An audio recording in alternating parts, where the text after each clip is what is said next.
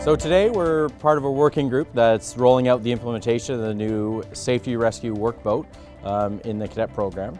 So the boats will be allocated for use primarily at the cadet training centers across Canada, and they will be used to support seamanship training and sail training if there's a requirement to support a large number of vessels on the water.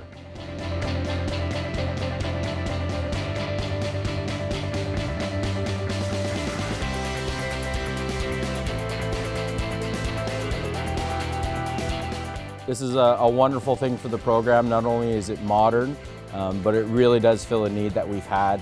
And with that modernization, will really allow the program to grow in ways that we've been limited by before. I did get to drive the boat today. It's extremely nice, it handles extremely well, and it reaches up to really high speeds, and it stops nicely. It also cuts through and you hardly even feel it. We're really excited about getting the cadets out there in a challenging new platform that they're really going to be able to enjoy and see as something new.